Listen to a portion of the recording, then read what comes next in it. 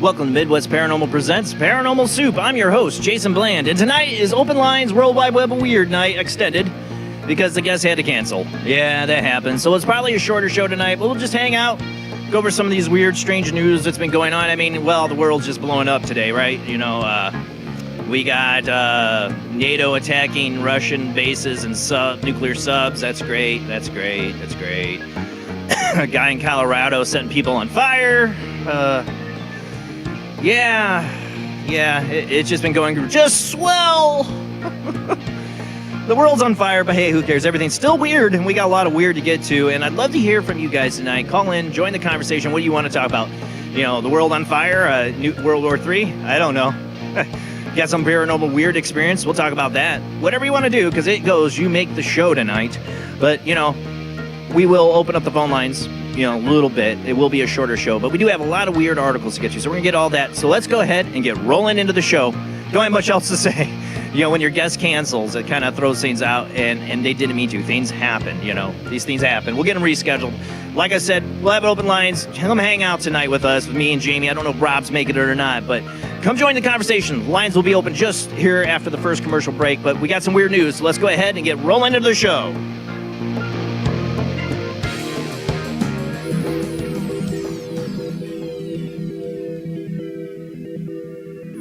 Welcome to another night of Paranormal Soup. As I said before, I'm your host, Jason Bland. No guest tonight in his Open Lines World Wide Web of Weird. Our guest had to cancel, sadly. You know, it happens. All right, so, well, you know, I got Jamie, as always, beautiful co-host. How you doing tonight, Jamie D? I'm doing well, thank you. Glad to have you here. Now, tonight, too, something special a little bit, maybe, if you're interested. You've all heard my shadow person experience. I had a little Josh Turn from Paranormal Roundtable turn the History Channel onto me to maybe possibly be in an episode about it. I doubt it. I don't really care about being on TV or doing any of that. But it's made me look into it more, and some of the history that I'd never really looked into, I couldn't find back in the day, but my wife finds in like minutes now. I swear. She found some. Her dad actually had some help with this information. Thank you to my father-in-law for providing some of this information. I'll go over it tonight, some of the stuff I learned. And you know, your memory's fickle. There's one thing I misremembered, I guess, about my experience. You know, I'll get into that if you're interested in hearing about it. But we got a lot of weird stories, so let's go ahead and roll into the World Wide Web of Weird.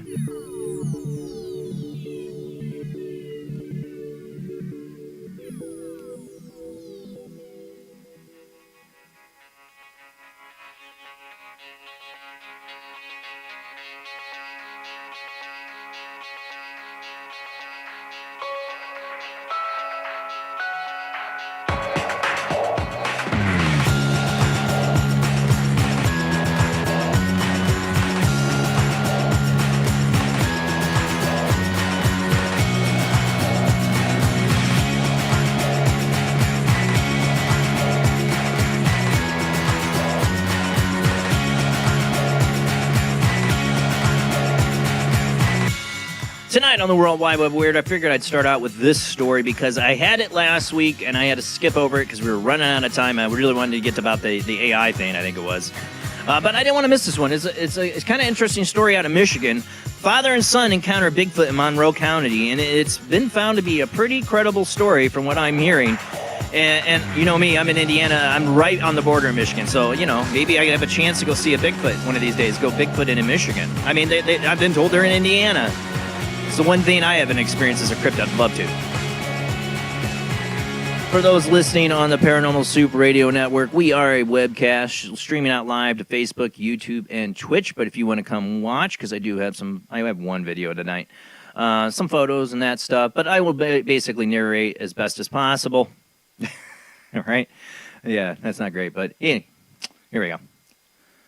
All right. Yes, original article here. I just got Unexplained Mysteries. This is a bit shorter version of it. According to a report submitted to the Bigfoot Field Research Organization, BFRO, the encounter began at around 11:30 a.m. when their dog became scared by something unseen nearby. Trees were shaking, the father wrote. We thought it was a group of deer. Things had seemed normal again for a while until a sudden noise attracted their attention. I heard rustling in a tree to the left and a huge thud hitting the ground from the tree, he wrote. A big, heavy animal hit the ground and crouched and started moving towards me through the brush. My dog fired off from the right of me towards the creature. Good dog. The dog almost got to it, but the creature shot off extremely fast through the trees and brush. The dog chased the creature up the slope and over the train tracks. I then called for my dog to come back. My son said, what was that? It was as big as a bear, but it looked like a gorilla. We walked back, but we heard something crunching on the ground behind us. We left. When BFRO investigators later followed up on the story with two witnesses, they explained that the creature had stood upright within a hunched posture but was around 6 foot tall and covered in hair. If it had been standing up straight, it would have likely been a lot taller than that. Exactly what it was, however, remains unclear. What makes it credible to me is that they got the heck out of there. You know, they're like, no, screw this, gone. That would be the most likely reaction of anyone in that situation. Like, nope, done, gone. We saw Bigfoot. Got the t-shirt, I'm out, you know. And that's how it would be for me. I would like to see Bigfoot, but I ain't going up there expecting Harry and the Hendersons. I'm going to see it. Wow, be really quiet. I'm going to get the hell out. You know, I'm going to get the hell out. I mean, it might be like Harry and the Hendersons. He might be like peaceful and eating plants, or he might be like, you know, like one of the 1,000 horror movies my kids have maybe watched of Bigfoot. I made them watch Harry and the Hendersons. You know. Is that the one Liam likes a lot? No. I won't mention what he likes. No. Who was it that kept wanting to watch Harry and the Henderson? Oh, that was Sam's Nora. Never mind. I was gonna say no. They watched it, they liked it, you know, but it wasn't like let's watch it again. Let's find out a Bigfoot horror movie. That's my sense. it was Rob's friend Sam. Nora loved it. Yeah, no. On Harry. Sadly not. Yeah. Yeah, I knew it didn't sound right people, when it came out of my mouth. Yeah, great parenting by me, I know. All right, next up, everybody. We talked about this last week a little bit too, but I'm going to talk a little bit about it more because, man, it's just continuing on in the news. I hit the wrong thing. See, I'm already screwing it up. I got the new easy thing, and I'm screwing it up. All right, here we go. Is the alien sphere. You know, I played enough of the video of it coming down in Colombia. It looks really interesting. Could be real. I don't know. It's arguably one of the most controversial UFO cases in recent months, and yet its story simply refuses to disappear despite the skepticism. The mainstream press continue to revisit it on a regular basis. Cannot talk. The object in question, described as a silver metallic sphere roughly the size of a large football. It looks bigger than that to me, but first drew attention in March when it was filmed darting and zigzagging through the sky over the town of Buga. B-U-G-A, if I mispronounce that. According to the reports, the object allegedly landed somewhere nearby. It was subsequently recovered by local authorities. Since then, it has been undergoing extensive examination by a team of researchers. One of these radiologists, Dr. Jose Luis Valquez, maintains that the sphere exhibits no apparent welds or joints as would be expected as if it were man-made. It is of artificial origin, and that shows no evidence of welding, and its internal structure is composed of high-density elements, his team wrote. More testing is needed to establish its origins. The researchers have also used AI, of course, to analyze the symbols found on the sphere's surface. According to their findings, the inscription reads, so the AI, it translates this alien language now. The origin of birth through union and energy, and the cycle of transformation, meaning point of unity, expansion, and consciousness, individual consciousness. It's like the blurb to a New Age guru self-help book. I don't know. We interpret it as a message to humanity, encouraging a collective shift in consciousness to help Mother Earth, especially considering the current issues of pollution and environmental decline, the team wrote. Still, it's hard to ignore just how dubious the whole story sounds. As intriguing as it may be, story claims require extraordinary evidence, and so far that evidence remains elusive. One thing's for sure, the strange metallic sphere isn't going away anytime soon. Of course, no. We'll be hearing about it on Gaia and all these other things, and no actual peer-reviewed study from anybody else to prove definitively what this is will happen. And we'll just keep talking about it, right? Is that what we're going to do with this sphere? I'm interested. I believe it could be the real deal. Let's put our money on the table. Let's put this thing down. Let's take it to a major university that's completely skeptical of this. Man, I am not talking well tonight, man. I even had a 3-hour nap. I have the day off. I'm like drinking more coffee, Jason. I don't know what it is. Cold weather changes here in Indiana. I don't know, but I don't have much hope for this story. Mainly because Hami Musan is involved in some particular way with this, and doesn't mean it's not credible because he is. And I've heard, like I said, I've heard he's a nice guy, but there's so much bullcrap that's come from that and from him. Whatever happened to that giant egg? That's Jacob Barber, and he's got the Skywatchers group. They're telepathically communicating with the aliens and filming it or chasing them in helicopters. I don't know. Unfortunately, something might seem, possibly legit, or, who knows. But when certain names are attached that have already wrecked their credibility, it's so hard to look past it and say, well, you fudged this before. Do I believe this now? Did you get lucky now? Like, I don't like to sit. It's why I went off about Luis Elizondo last week. Mm-hmm. You work for the government. It's great to have somebody came from the government that wants to talk and disclose, but then you do stuff that you do and just discredit yourself and the whole community. And you work for the government. That's your whole selling line, and you're totally lying to us. It makes us trust the government so much, doesn't it, Lou? No. All right, on to the next one. Speaking of the government and trust. The next one here. Let me get it. Sorry, I'm not as fast as Rob. It is better now, though. I have this little easier thing to share screens. Pentagon's UFO Office plans high-tech system to track confidential sightings. Oh, I'm so thrilled about this, right? According to reports, the Pentagon has invited contractors to present proposals for a brand new and secure software-based platform to manage and track the increasing number of UFO reports being submitted to by pilots, military personnel, and other confidential sources. The proposed custom case management system would be set up on the same intranet that hosts the Defense Department's Joint Worldwide Intelligence Communication System. Sources suggest that this is, in fact, the first time the AARO has solicited for a system for this nature since the department was founded back in 2022. The move indicates that the UFO office is having to deal with increasing number of UFO reports that existing systems for storing and managing them are insufficient.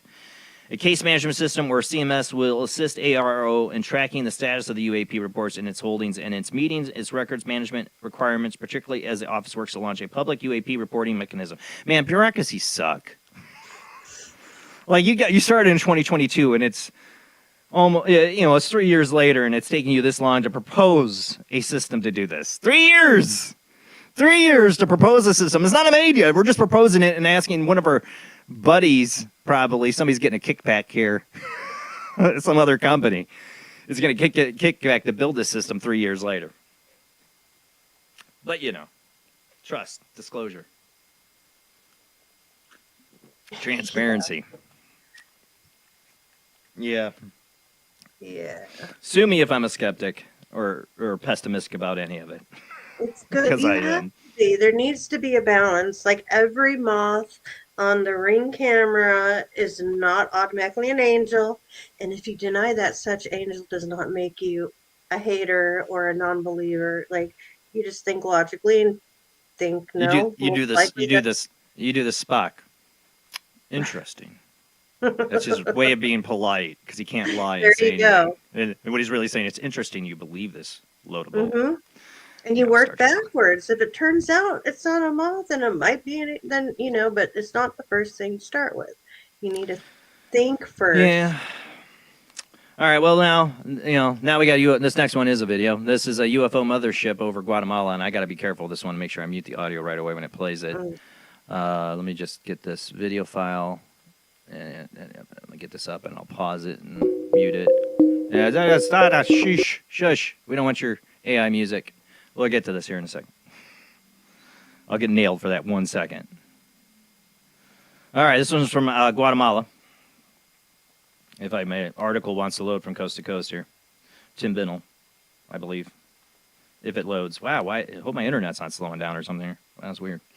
Tim Binnell, coast to coast here. Multiple witnesses in Guatemala capture footage of a curious UFO that some have likened to an alien mothership, according to a local media report. The intriguing mass sighting occurred on Wednesday evening in and around the city of Villanueva.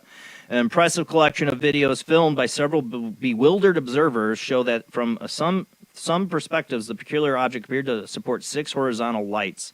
The area anomaly is said to have hovered in the night sky for several minutes before vanishing from sight, leaving many to wonder what appeared over Villanueva on Wednesday evening. Remarkably, when asked about the UFO at the center of weird incidents, the director of the Guatemala Association of Astronomy indicated that he was as mystified as the witnesses who spotted the oddity, calling the object unidentified anomalous phenomenon. Edgar Castro Baffin mused, "They are now everywhere." Among viewers online, various theories have been offered for what the UFO could have been, from some suggesting otherworldly visitors, others posting more prosaic explanations such as a drone. I don't know. I wouldn't be able to tell you drone, UFO. It's not CGI. We know that because it's multiple videos here. Multiple people saw this. This is a real object up in the sky. And I don't think it's Starlink. You'll see the one video right away. You'll know it's not Starlink. The last video. Because this one right here, watch. So it's hovering. Okay. It's hovering, and then watch this thing take off. I want to see how big it is in comparison to... That you don't get. It's up in the sky. It's hard to tell. I mean, that could be a drone. It could be. We can't tell. Have LED lights. Yes, this is why it's not Starlink. Look, there it goes. It's hovering, and this could be a drone or a UFO. This person's trying to track it. It's taking off now. So it's hovering, and then it takes off and takes position. It could be a drone. You can't tell. There's no audio. The audio in this is messed up by the stupid music. I want to cut audio from this. If you can hear, you might know if it's a drone. You know? But none of those videos I could hear any sound. I would love to have an original video of this to know. I haven't found one yet. But supposedly this was reported in Guatemala. Major UFO mothership. I don't know. All right, moving on. Mothership, if anything. Yeah. But I don't know. Just my opinion. You know what? Let me go back. Let's look at this thing real quick. We got time.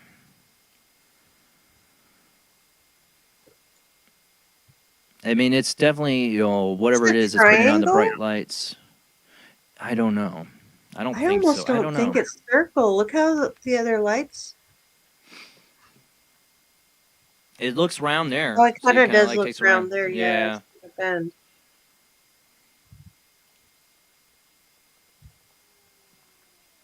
I mean, it could be a drone enthusiast. It's like, I'm going to make it look like a UFO. We'll have some fun. Somebody, I don't know. I mean, you can buy them. People get their kicks out of all kinds of things. I have a guy that used to live next to me. He has a big YouTube channel where he literally goes up next to people in public places and farts on them. And he's got a lot more followers than me.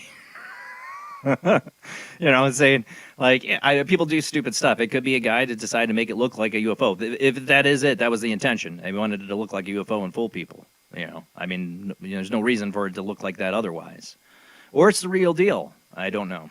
Unless video would help. Like how I used to collect certain model muscle cars and stuff because I used to be a nerd like that. Maybe they love UFOs and so they wanted a remote control UFO.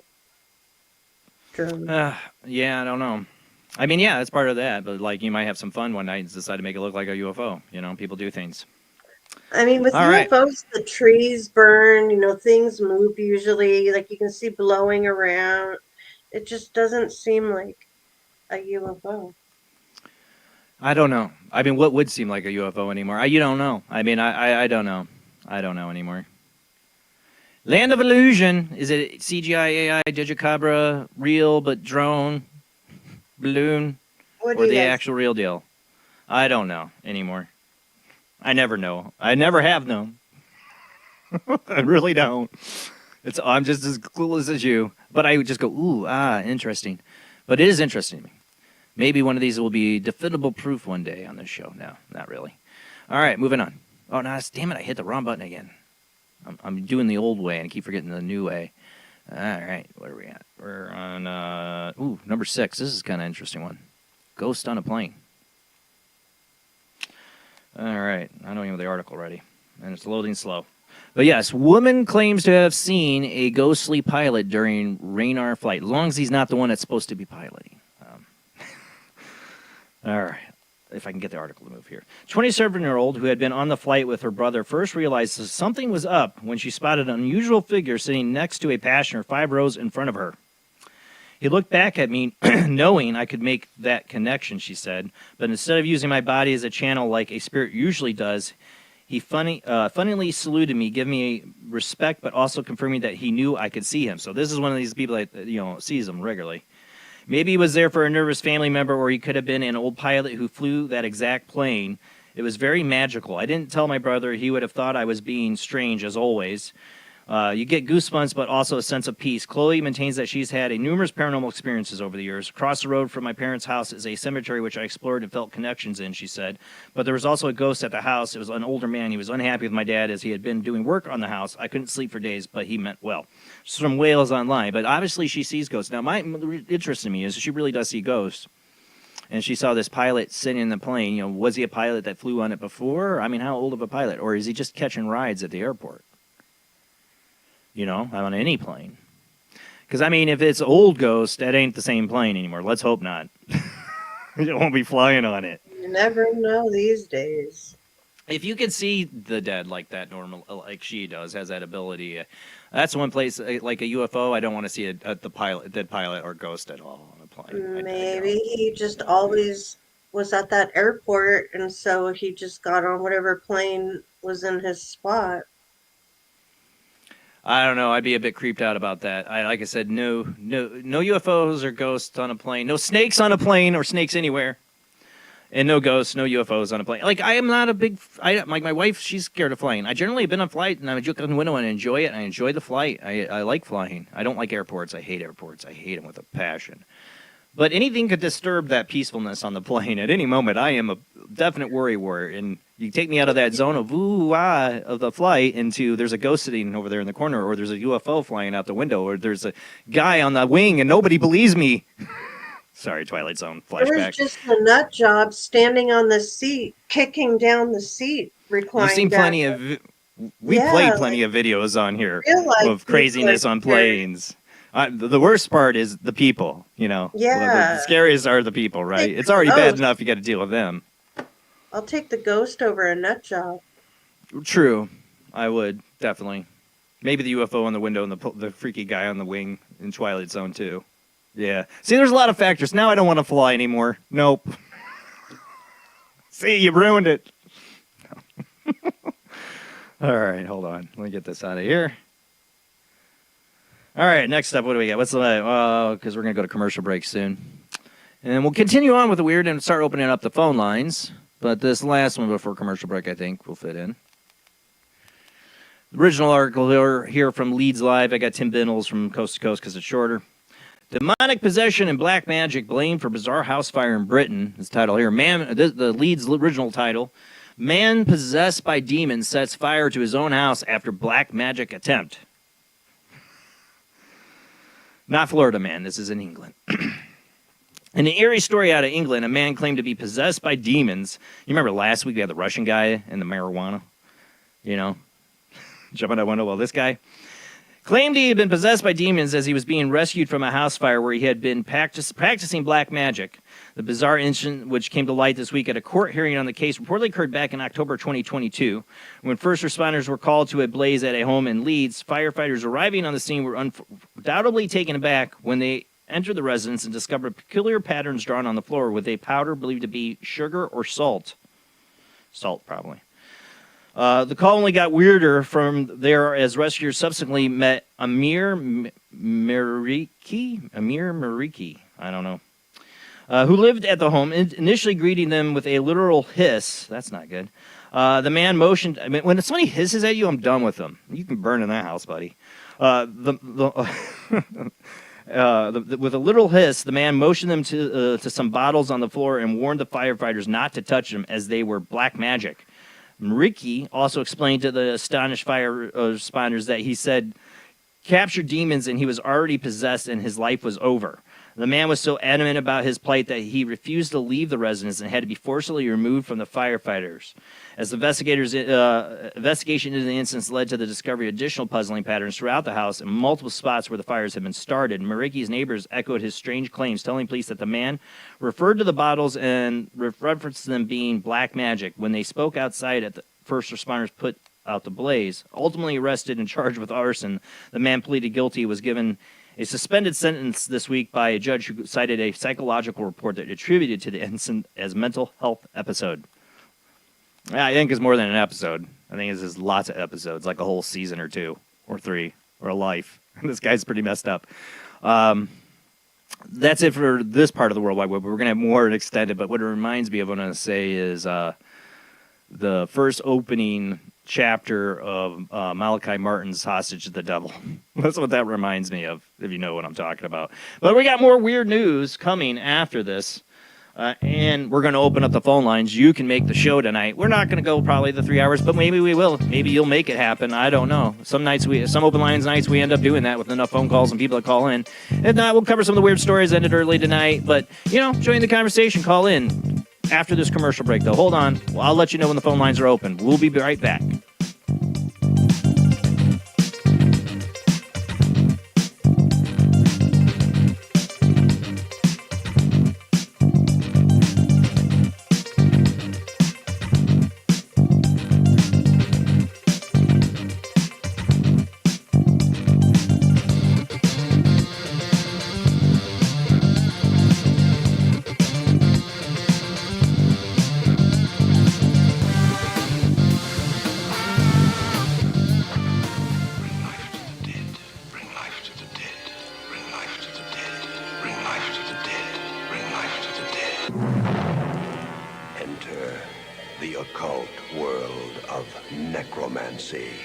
You were brought here for one purpose, necromancy.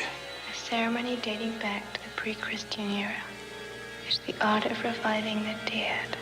It requires involvement with evil spirits by the person performing the act.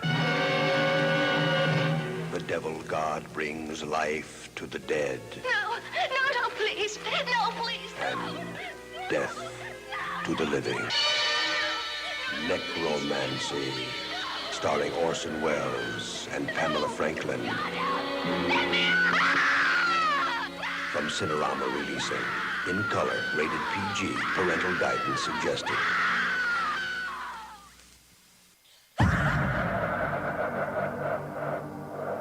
If you are interested in discovering the truth about the paranormal and want to hear from leading researchers in the field, join Justin Brown on his 3 weekly shows named My Paranormal Soapbox, Necromancer Live Show, and the Supernatural Symposium, live on Facebook, YouTube, and InterfaceDeath.net.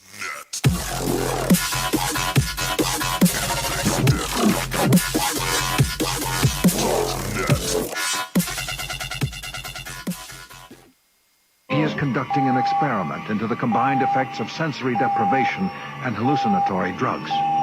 The subject of the experiment is himself, and the experiment is out of control. Ken Russell's Altered States, a film that must not be missed, is in the West End now. Altered States, Certificate X. Hello, I am Fernando Martinez. I think by now you know I am an emotional kind of guy. People stop me in the street and say, Fernando, What the hell is wrong with me? Silk shirt, hairy chest, enough aftershave to drown a household pet, but I still cannot get a woman.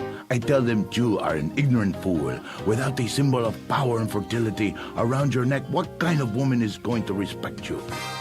That is why I have teamed up with Medallion Man, the shop for medallion needs. Medallion Man caters to all levels of masculinity. For the strong, silent type, a medallion the size of a hubcap will say everything that needs to be said. Even singing medallions for the Casanova, who knows music is the food of love.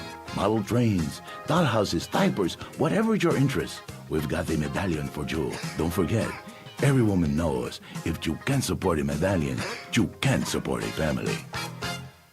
This is the sound of a space clock aboard a U.S. satellite 180 miles above the Earth. No one winds up this timepiece. It's powered by a tiny battery, a battery that delivers power for years without replacement.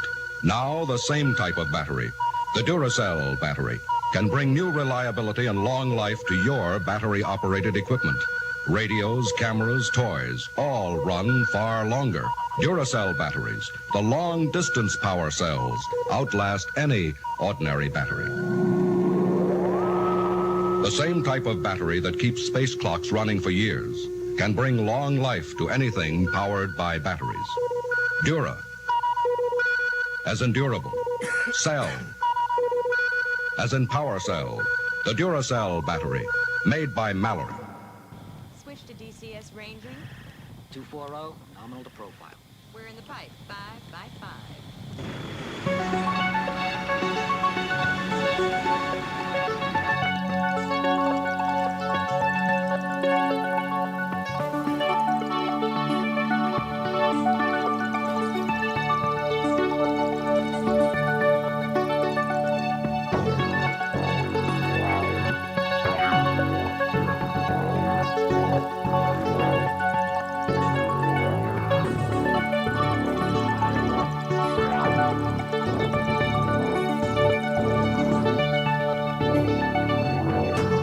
Tonight on Paranormal Soup, it is Open Lines Night. World Wide Web of Weird Extended. I got extra articles for that, but I really want to hear from you. You know, you guys make the show on these Open Lines Night. You want to call in, join the conversation. The phone lines are open. 219-230-4444 is the main line.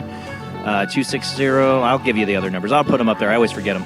But that's the main line to call in on. There's also 2 Skype lines, jblandoo or jblandparanormal soup. Those are the ways to call in if they work. I have trouble with them sometimes. I hope they work. But at least I know the 219-230-4444 should work. Call in on that line. Whatever. We got a lot of stories still left to go, and we'll see how long the show goes. But let's go ahead and get on into it.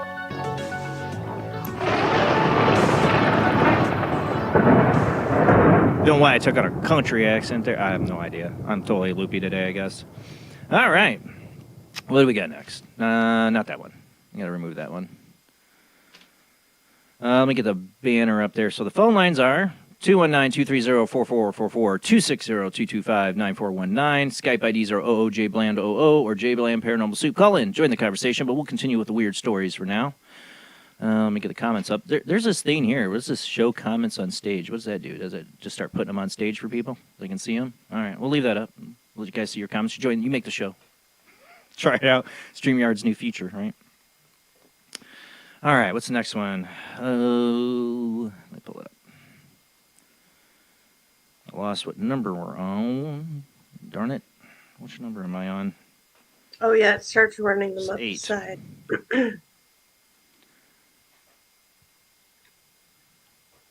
All right. Decades-old missing person case solved under eerie circumstances in Utah.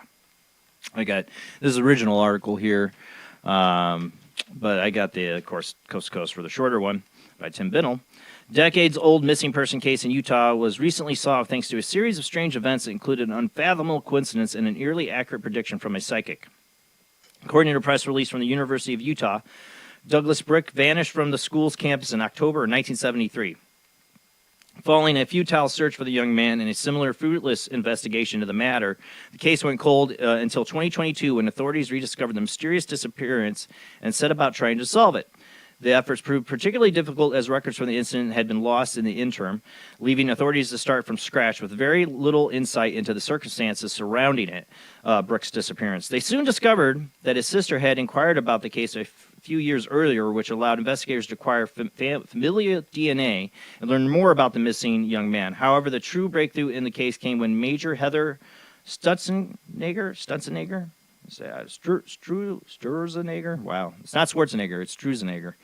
The lead investigator at the time accompanied her daughter on a rather serendipitous doctor's visit.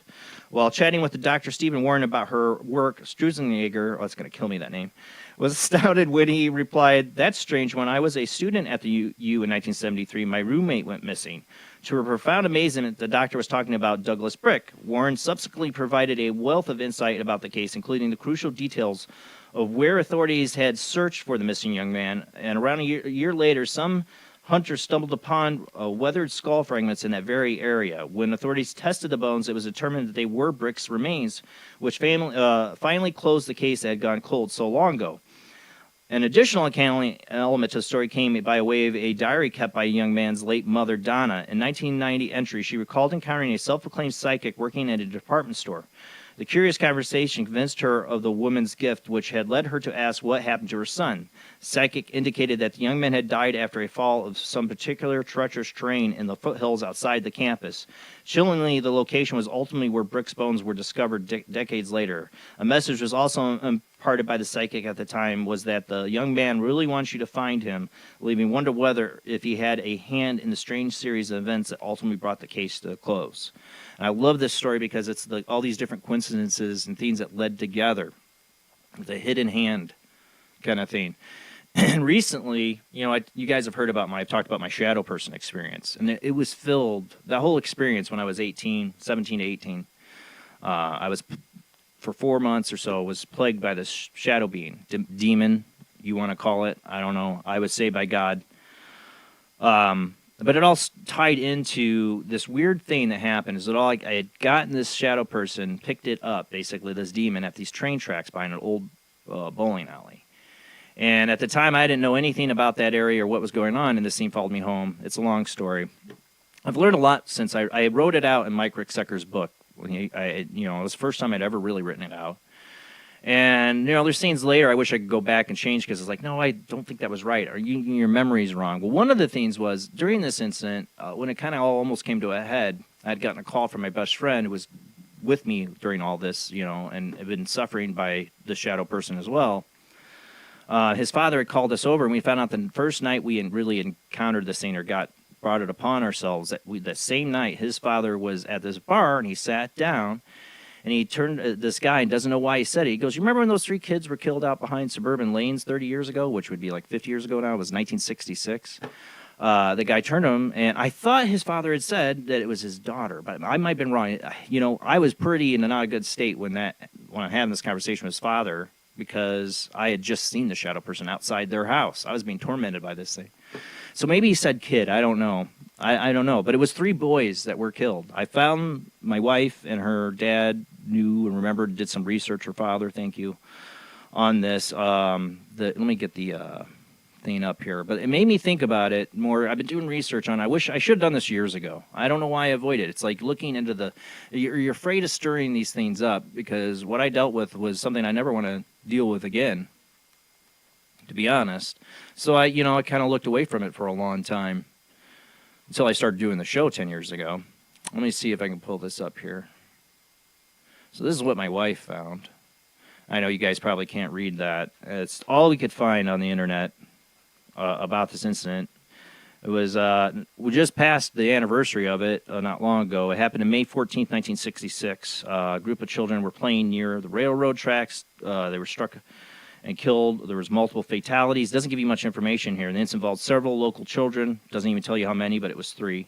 With the reports indicating that at least 3 were killed, at least. It was just 3. The names and the ages of the victims were withheld. I got that information. Local authorities and community leaders worked to implement safety initiatives following the incident. My father-in-law said he remembers it being like maybe on the Chicago News even, that it was like a big incident in 1966. It was horrible. The train conductor, was mentally damaged from it because he saw these three boys not be able to get off. They were 6, 7, 8. James Odell, David Odell were brothers, and Michael Odell was their cousin. And I'm assuming when he said Mike, I know he said singular, my kid was on those tracks. I think that's what it was. You misremember or you think it. I don't know why I thought daughter. Maybe he did. Maybe I don't know. But he said to at least my kid, it was my child, died on those tracks. And that's what freaked out my friend's father. He's like, why did I ask this guy if you remember those kids being killed and find out he's the parent of one, which probably was the Michael Odell. I don't know. It's the synchronicities because it was the same night. It was November 1st, it would have been November 1st, 1997. And he was his dad was at a bar that night while we were out at these tracks and got this thing attached to us. So anybody's listening to my show, talking about my shadow person experience, I'm finding out more information, looking into it, trying to find out more. I can't find out stuff about, like I heard about a suicide and another kid's death when he was walking home on those same tracks. Some people are trying to say it happened farther down the tracks than I thought it did. And one incident, my wife said, she says, it sounds like it happened down further in the tracks, but all the locals told me, no, it happened where I was at. So I don't know. It's interesting, but the synchronicities, again, all tied in, and why this shadow person was there, I don't know. I'll get more weird stories, but I wanted to kind of include that tonight with this one, because, these missing person cases too, or deaths, people go and never find the remains, how much on the other side are they working to help somebody find their remains? Or somebody's trying to just help find out what happened to them. Maybe they have the remains, but they don't know how somebody died. What do spirits do to settle these things? Or do they care? I think they do, obviously. Somebody does. It's also interesting what the psychic knew, back in 1990 about it. Because I'm a believer in that stuff, too. Oh, yeah. So that's my update. If I find out any more information, it was a New York Central freight train too that hit them. So all the information I got, thanks to my father-in-law. Thank you, Phil. All right, let's keep us posted. Yeah, I will. I should have looked into this stuff sooner, and then I'm like getting questions from the History Channel, like they're asking me like, when do you know this person's suicide? I'm like, this is just stuff I told. This was just my experience, what people were telling me. I didn't want to look into it. Back then, I wanted to get as far away from it as possible. When I was saved, I was like, I didn't want to dip my head back into there, because I was in a horrible place. It was a horrible experience. But at the same time, I'm thankful because it made me a believer in a higher power. I still don't belong to any certain religion or believe any certain belief besides that. But it cued me into that, It was my cave in Dagobah. Let's get the Empire Strikes Back reference now. Okay. I keep hitting the wrong button. I'll get used to this new thing. It's way better, but I keep hitting the wrong thing. And where are we at? We're on a mysterious creature, I think, here. Oh, we're on 9. Yep. All right, so I don't know. This is out of Honolulu. Now, Honolulu shouldn't have mountain lions, right? Or cougars or anything like that, unless somebody... And even like somebody would have it as like a pet and they shouldn't. How did they get it smuggled into Hawaii? It's Hawaii.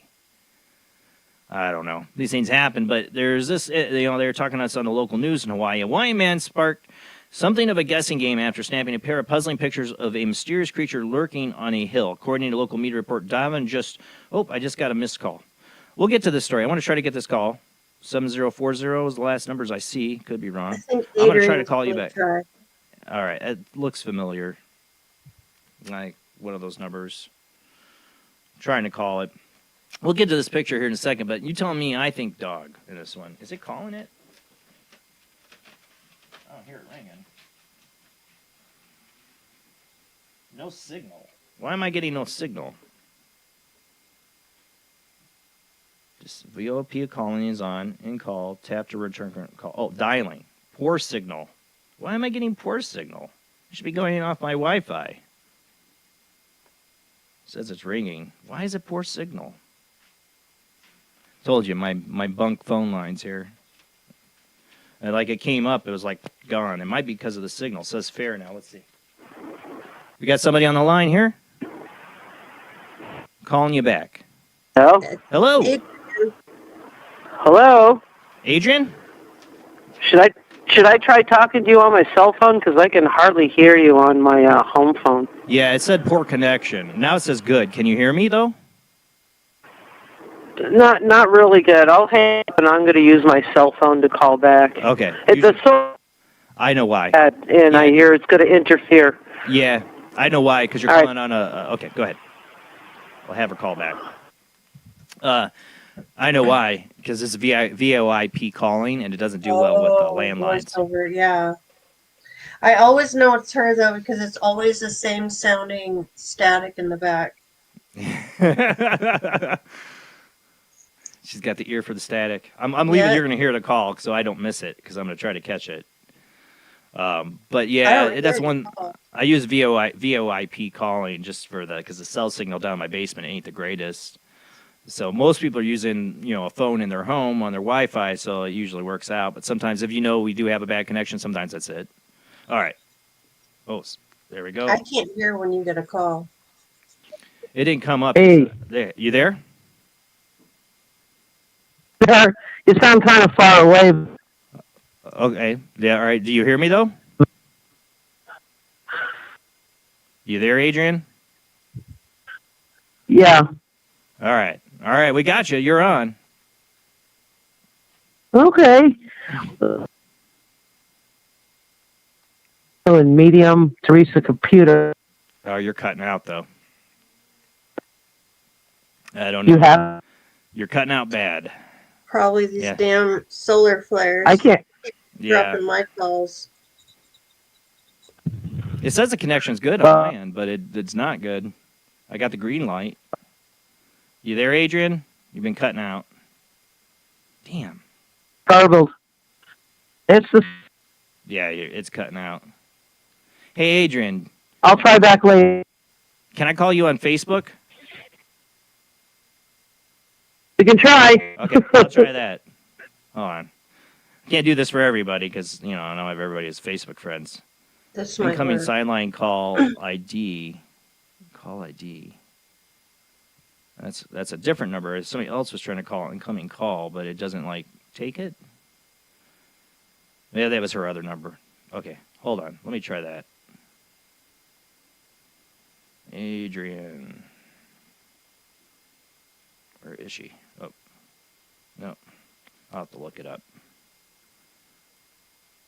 There she is. Okay, let me try this.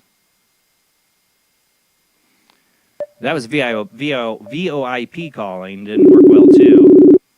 It's internet and cell ain't working for us tonight, is it? You get to hear the ring. Sorry.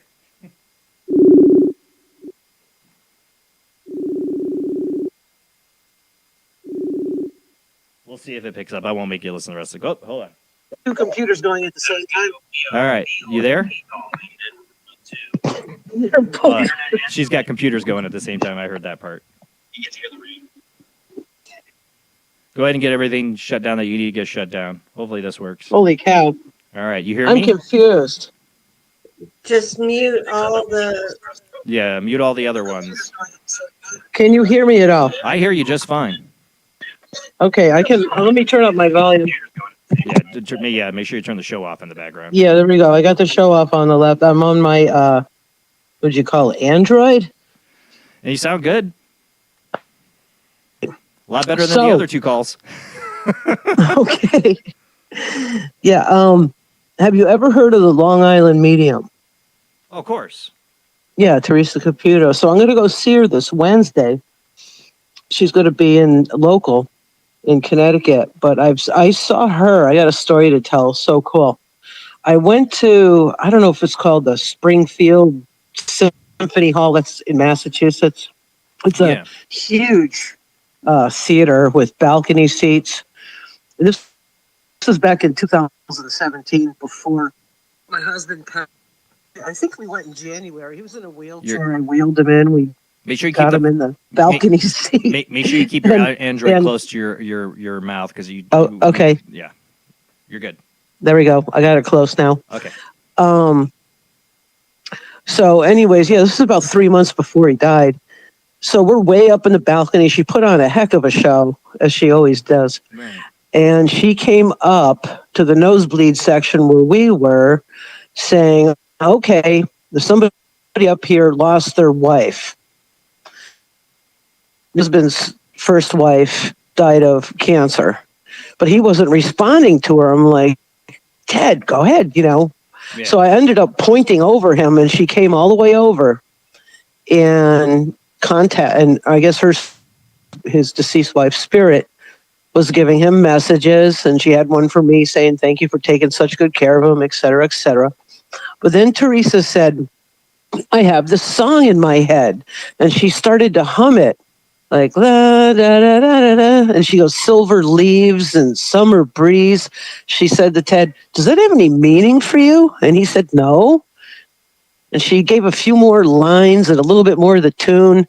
And he didn't recognize it had no meaning for him whatsoever. And she goes, well, it will eventually have meaning for you. And that was the end of the message she had. So I have another psychic friend who lives in the next town over. And about a week later, she called me up out of the blue and said, I cannot get this song out of my head. And she said, she said it was by Chad and Jeremy, Summer Song. It's like leaves blowing in the summer breeze or something. So she nailed it. It was the exact same song Teresa was trying to put forth. And so I got it up on the computer and listened to it. And it was very touching. And I ended up playing it at my husband's graveyard where we buried his ashes. Yeah. So it did eventually have meaning for him. Huh. Wow. Wow.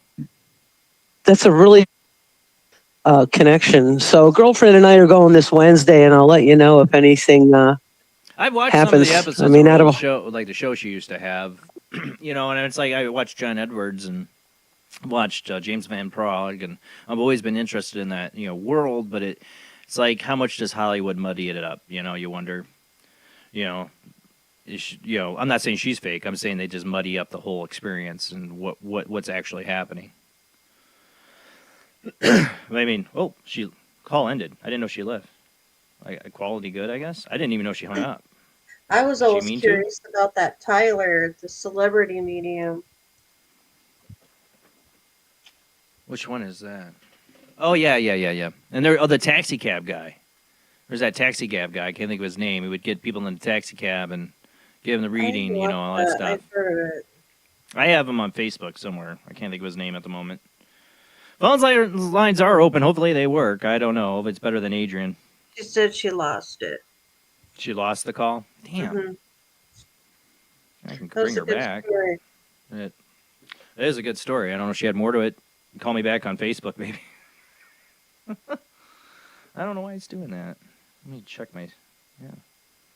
Well, do not disturb. Yeah, not on, Tyler nothing. Henry. Well, if you want to call back, you still can call back. Nobody else is calling. Where was I, though? Oh, yeah. The photograph. Let me get rid of this one. There's a zoom in of this. This guy, like the guy in the news report, I'm not going to play it. He's like, it shaked. It shake, like it did the shake and moved. I'm like, I don't think mountain lion would do that. A dog might. Let me pull up the zoom of this. So it's supposed to be in Honolulu. People are like arguing that it's a mountain lion. This is the first zoom in of it. I think that's a dog.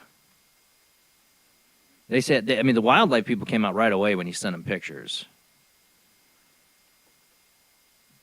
All right, let me do the other zoom in. Let me do the other one.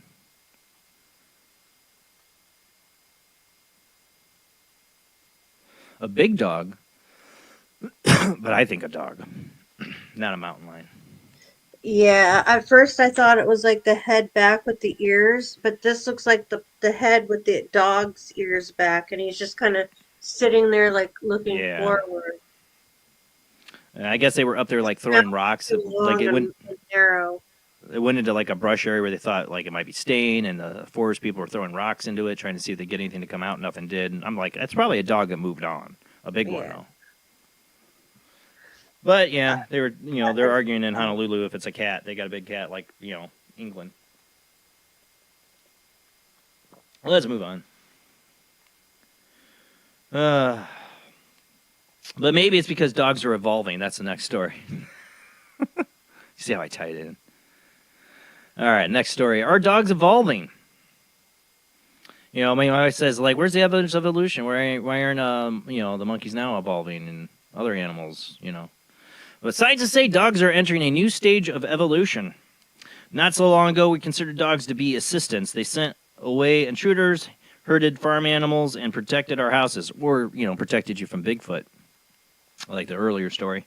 The times have changed. Nowadays, we desire dogs primarily for companionship. This need for peaceful, gentle pets that suit our frequently laid-back lifestyles appears to be bringing on a new wave of dog evolution. Scientists have discovered that this change is linked to a more of a bonding hormone in dogs, particularly in assistive service dogs.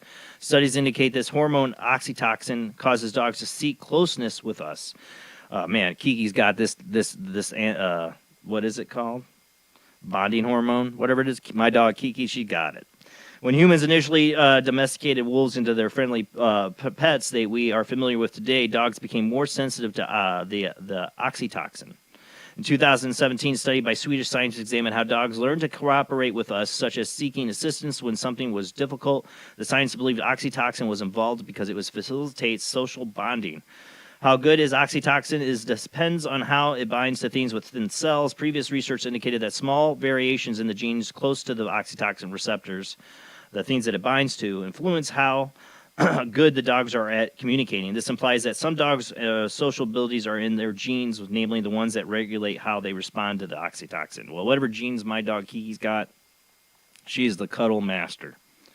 She soaks it up. Attention, cuddles from anyone. In the test, 60 golden retrievers attempted to open up an unopenable jar of treats. The researchers also collected DNA from the noses of those dogs to determine which of those oxytocin receptors they carried. The dogs conducted the test twice. One time they received a spritz of oxytocin up their nose. The other time they received a neutral spritz. Researchers measured how long the dogs attempted to open the jar on their own before seeking assistance from their owners. So they're saying they're getting genetically changed to be, you know, basically we're part of their what do you want to call it, pack.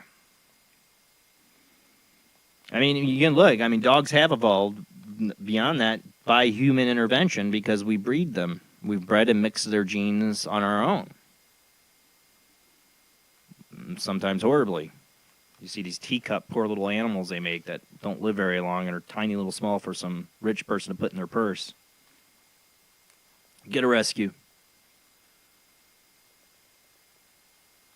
But, you know, I think dogs have evolved with us, obviously. You know, they had to have for thousands of years. I love that movie, Prey. The girl, she has the dog. It's like trained. She's a Native American. She has a pet dog. I don't know. I think dogs have been with us a long time. I'm a huge dog fan. Sorry. Not sorry. All right. Let's see. Where are we at? We only got a couple more. So you better call in. I'll be ending it early. Oh, here we go. People feared to live in the U.S. national parks where 5 people disappeared. Feral people. Do you think feral people live in the national parks? I've heard they do. Let's see. Where is the article? There we go. Another missing, Feral cannibals, not only feral people, cannibals, fear to live in the U.S. national parks where 5 people have vanished. Let me get this is a kind of a glitchy article. For centuries, there have been claims of wild people living independently in the wilderness and away from civilization. The theory that feral cannibals are living in the U.S. national parks has only increased over the years, with many discussing it on social media. There's the whole 411 thing, you know. One person pens, too many people go missing, the one explanation for what may have happened. Another adds, I've always felt afraid in national parks, like I wasn't alone, and now I know why. For too many people disappear in national parks under very weird circumstances for something like this not to be happening. Somebody else commented. We got a bunch of comments from YouTubers and stuff on this. I think this article gets really long. I don't know. I think it's possible there are feral people. You talk, when you say feral people, there's possibility that there are remnants of humans that are proto-humans and stuff like that. You could talk like Bigfoot or Bigfoot cannibals Are there like tribes of people that ended up there? Are they, are they really cannibals? I don't know. I think we'd be seeing a lot more evidence of, in U.S. national parks. People go missing, yes. Lots of people go missing. There's whole books on it by David Paulides, where you say, but he's come under some scrutiny lately, I saw, or over the last several years for kind of stretching the truth on some of these cases. But are there feral people? Possibly, yeah. There's a great X-Files episode on that, if you remember. Not Bigfoot, like feral, like humans. I don't know. There's not much land out there left for them to do, though. But there are places. I mean, there are lots of places where...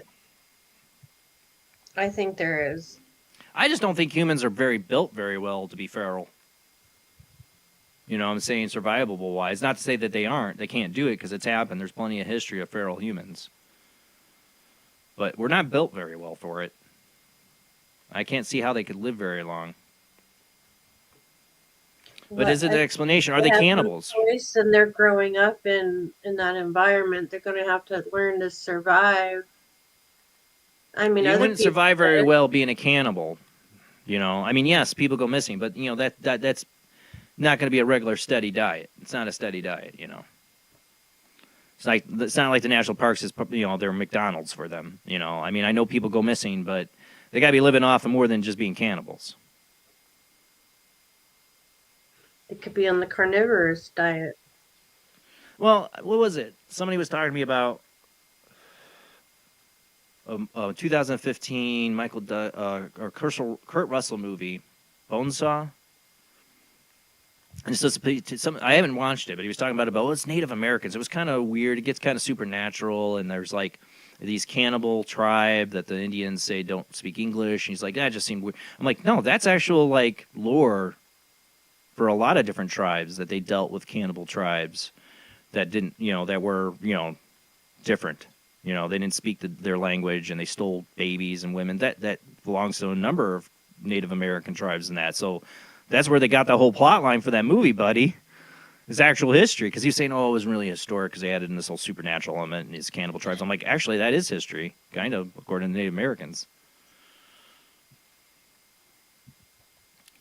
Yeah. Portal and get back and can't get back. Walk-ins is something I wonder, especially with Bigfoot.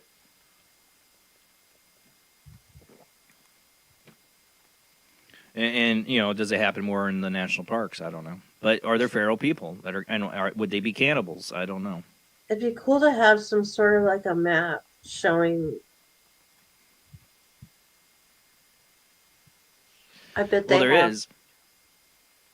Like sightings or missing people? Like the missing people, like the 411 where they show in which areas. Yeah, I realized after I said it, like they do. They do, and what is weird is that it really aligns a lot of the missing people's not only in the national parks but with cave systems. 100% with the tunneling systems too. Yes, yes. There's a lot of relationship to that, and I think a lot of them have been shanghaied to work. But I always still also think about, and it's probably not related, but that beach off of Oregon where remember all those like left feet showing up in the shoes? Yeah. Washing up on a beach, just like hundreds and hundreds of like these feet and shoes. Yeah. Oh yeah.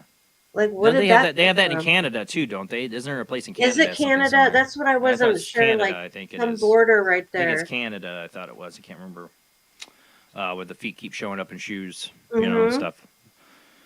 Like, what is that about? Know. Like, people chained down, they cut their foot off? It's just, according to David Paulides, the park rangers and them are like, nothing to see here, people, move along. But like I said, he's come under scrutiny. He's come under a lot of scrutiny. I saw recently, there was a whole article, like, really blasting him. I don't know how true it is. I mean, I don't know the guy.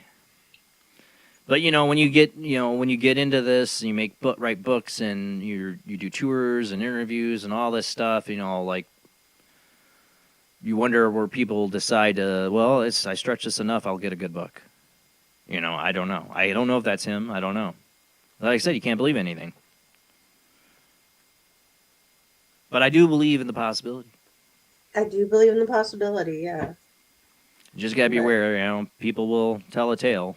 we really have to know the people personally and have it be somebody that we actually trust and know to be able to take Some of the somebody else. what I saw was most disconcerting about David Politis is some of the families' comments on the missing people that were the families involved weren't happy. Some of the families, Like how? That he misrepresented like the case completely, what happened, and that's not cool. If you did, Like to spice it up? Yeah, and that's not cool. If that's the case, because you're dealing. That's why I would never. I love. Like David Politis got in the missing for one. I love that he did. And I loved listening to interviews about it, and it's super fascinating. But that's why I don't get into true crime. I'm afraid, like I said, I got that wrong about what I heard, my memory about what happened in my own incident, let alone and what am I going to screw up in somebody's whole like a whole true crime thing. I love listening to true crime stuff. I listen to it all the time.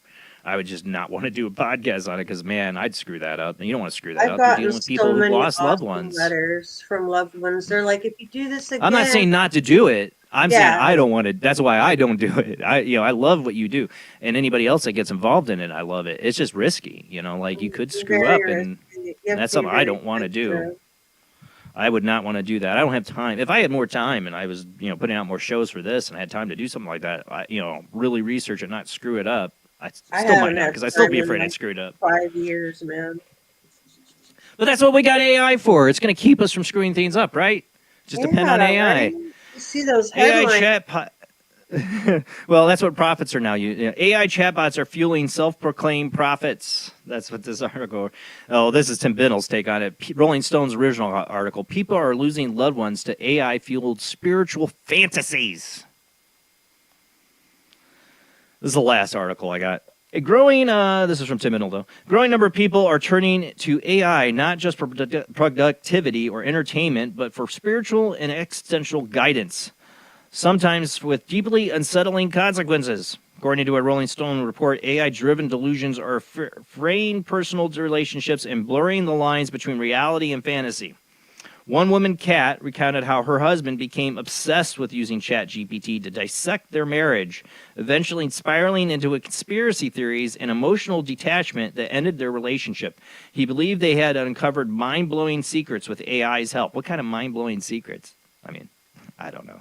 Something was wrong with your marriage before you started chatting with the ChatGPT, I'm sure, but didn't help. This is far from an isolated case on Reddit. Of course, Reddit, you can believe all that. A thread titled ChatGPT-induced psychosis has become a sounding board for people whose loved ones believe they have been chosen for divine missions led by AI. A teacher described how her partner thought it was a modern-day messiah under ChatGPT's guidance. Thought he was a modern-day messiah under ChatGPT's guidance. Another woman said her husband, a mechanic, became convinced he was a spark bearer with higher calling inspired by the AI's cryptic responses. These stories point to a growing psychological phenomenon where AI's authoritative tone and imaginative storytelling fuel delusions rather than calm anxieties. Experts warn that the appeal lies in AI's ability to spin captivating, often sycophantic narratives without the checks and balances of real-world feedback. Aaron Westgate, a psychologist at the University of Florida, likens it to digital divination. AI becomes a mirror for desires and the fears, but without moral boundaries. Nate Schrandon from the Center of AI Safety adds that the dynamic can be especially dangerous for those with underlying mental health issues, as AI may unwittingly reinforce their most unstable thoughts. What has your experience been like with using ChatGPT? I haven't used it. Have you, Jamie? I dabbled just a little bit on the web, Google, but I didn't really want to get into it. I just gave it some commands just to like make a photo of like my little witch box action figure thing. But like Rob has demonstrated one of these chat things, and he gets stuck on how her voice is so realistic that he forgets he's talking to an AI, because she's like, well, how about we try this on for size? And yeah, I think we could do that. And she's got this voice, but to me, I'm still talking to a robot. Like, I grew up playing with Julie dolls and things that are robots, I know I'm talking to a doll that sounds real, but it is not real. Well, it's just the same thing. Like, I don't get, like, when I was a kid, I'd see, like, Westworld, right? I love that movie. What's his name? Brenner. What's his name? Like, inspired Terminator in a sense. Somebody's got to tell me in the chat room. Famous actor. Yul Brenner? Is that it? Yul Brenner or something like that? Westworld, great classic sci-fi movie. But I remember seeing that as a kid. Probably should not have seen that movie as a kid. And the guy's just like gonna casually have sex with a prostitute AI robot, and it, like, you know, they do this like camera shine in their eyes. Like, dude, I thought as a kid, I mean, that's weird. Like, why would you do that? Like, you know, it's not a human. You know, it's like you're screwing a machine. Gross. That's like gross. Even and like that somebody TV else, it's show. already like, you know. Then the thought occurred to me, it's like, well, it's just gross anyways, even if it was just a real human, because it's a process. It's the same Well, reason. TV show, my sister, whatever, that was like the Yeah, little Yul Brenner. robot. Thank you, Janice. Like, you always knew that little girl was a robot, and Oh, Small Wonder. Yeah, and I'll We are fight with such. Siri. Look at us, Gen Xers here. Small Wonder. I Yeah. love fighting with Siri, but I know it's a robot. I know it's like just not a robot, but it's not a human being. How many in the chat room remember Small Wonder? And then I Dad want would to see. I want to see comments on this. How many of you remember Small Wonder? And Vicky, was it hands up, Vicky? Was that up. the robot's name? Vicky. Vicky. Yeah, that was the weirdest, most uncomfortable show that will never happen again. Yeah. And it literally had like the lowest budget. So like, who was it? CBS or whoever had it at the time. I can't remember what network was just like, yeah, we'll buy 10 seasons. We'll buy like 2 or 3 seasons here. We just gave him money. Oh, let's see, I just missed a call, and I think I know that one. I'm gonna call him back. I think it's Ariana. But Small Wonder was so uncomfortable. Remember when they had her smoking a cigarette? Had smoke coming out her ear. Oh my gosh. Oh, Janice. Hello? Hey, is Ariana? Is Ariana? You there? Hello? I hear you. You hear me? Barely. It's a little bit, Yeah, you too, huh? you're soft. You know, But you sounds can like hear you're me. very, You can hear me. yes, though. I can. As long as you can hear Yes, me. I can. Okay. Yeah, excellent. You know, it's just Ariana. How are you? Doing good. Glad you called in. Excellent. Well, I had a story that I haven't told in a long time. Well, not to a lot of people. But we're in the Seymour section of Connecticut. The Warrens used to have their classes and whatever else in this haunted restaurant. Sorry, haunted restaurant. Used to be called the Carousel House. And, you know, they used to say strange things, you know, would happen there, even when it was a haunted, it used to be a house, a mansion, and then it was turned into a restaurant and the whole thing. And they had pictures of the family. Anyway, so it was haunted. And around there is like a reservoir of water. And every time that, this is many years ago, when we used to drive by, for whatever reason, we look at the haunted restaurant or whatever, in that area.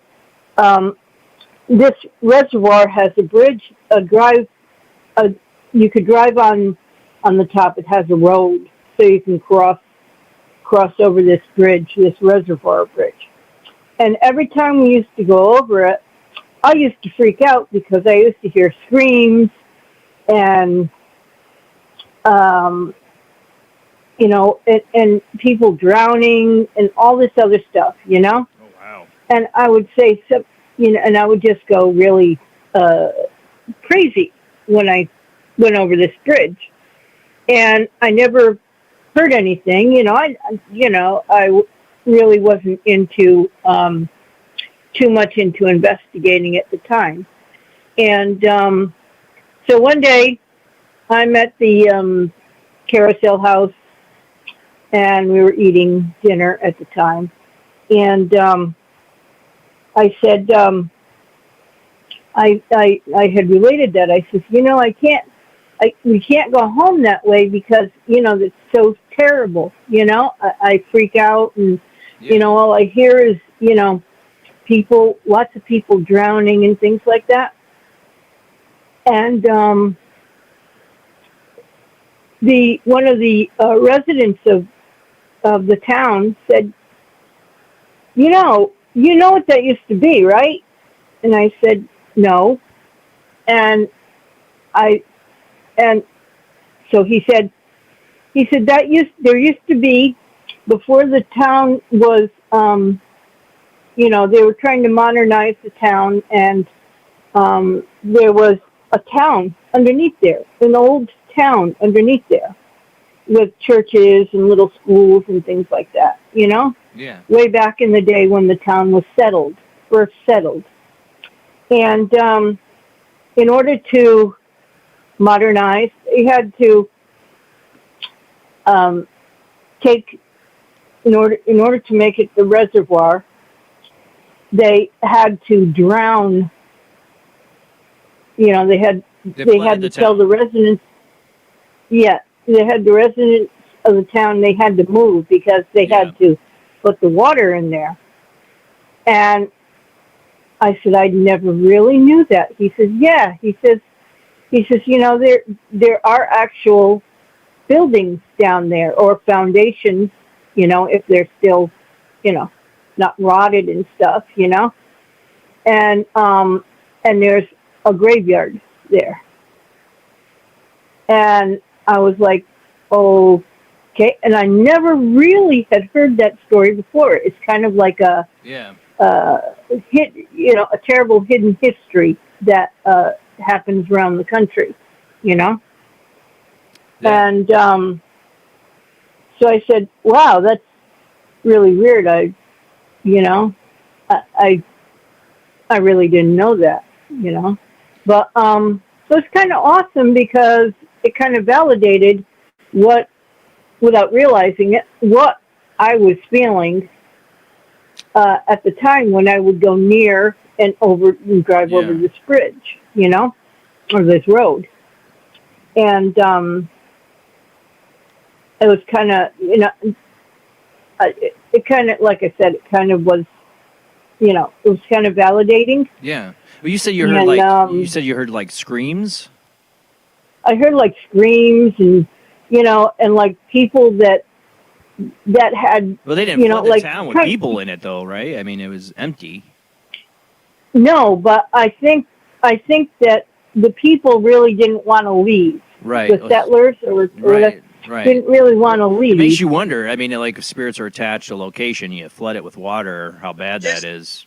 What They that let would do. a dam out here, the same thing, and some people wanted to stay with their farms and their houses and went down with it when they let the water go. Ooh, that could have happened. It might have been. There could be some And people when that the did go water down with got it. low, you could see the steeples of the churches starting to show up again until like the rain came down again. There's a great movie with old now 90s In Dreams. I think that was what it was called, right? With what's his name? Iron Man, Downey, Robert Downey Jr. Yeah, that's who it is. That's a creepy movie, but in that movie, it's like it's tied around this town that they had flooded like that, just like that. But so. Well, that's weird. That is cool, though. Yeah. Did you hear about? Speaking about the Warrens, you hear about Annabelle being missing?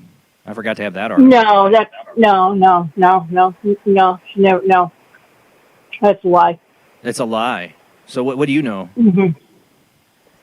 Annabelle is well, my personal belief, and I'm going to get a lot of hate and not for me. Whatever else. Idea. I believe that maybe they have traveling Annabelles. Well, I'd believe it. So like the original Annabelle, which I've seen, I believe that she's still in her glass case, wherever they keep her, in the basement at the Warren's house. And I believe that they take these doubles or replicas of the same doll to the various places. I know they take their other stuff from the museum, and that's some of it is really. I believe it has spirit attached to it, but I do believe that for. All right, so I got this from Barbara. She said, and Jana had, okay.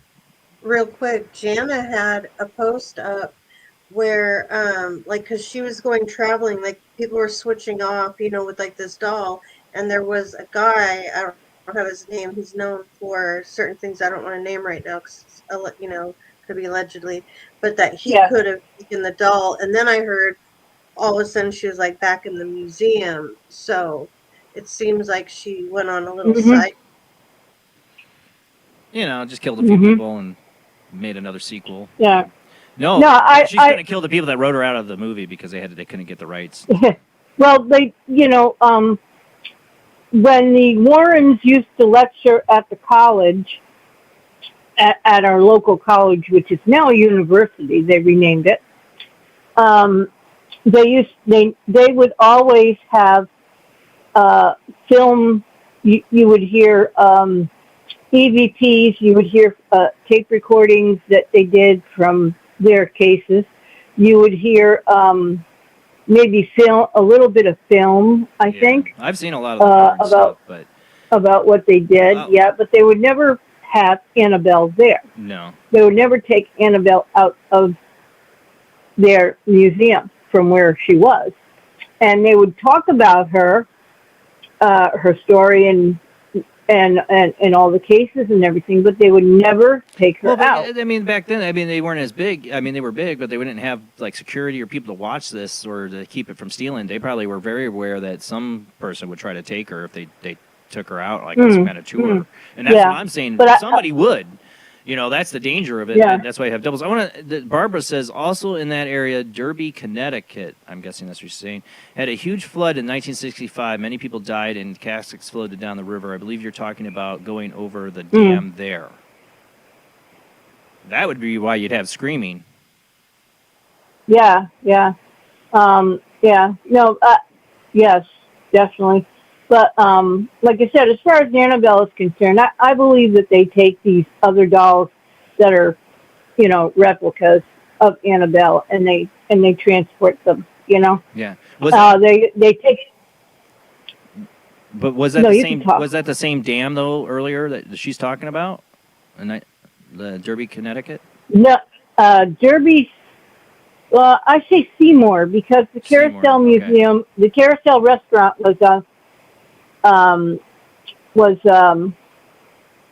I think Seymour. Okay, all right. I was wondering. I don't know because that sounds like you would hear screaming, something like that happened in 1965 because people were flooded by the dam flow. That would be horrible. Big fear of water, that big wall of water coming at me. Oh, that's a reoccurring nightmare for me. Yeah. There are certain places that I can't drive to. Again, I do like history, but sometimes I don't know about the history of the area that I'm going through, and I'll either see people or I call it time warping, where I will see the past, the way that everything looked, or I will visibly see spirits in these areas, and I don't know. And I don't know that area, and so, it just makes me wonder how, what's the word? I can't, it repeats itself. Yeah. It's like a recording. Like a residual. Yeah. It's like a recording, Barbara said she grew up in Connecticut, and it's the same river on Route 64.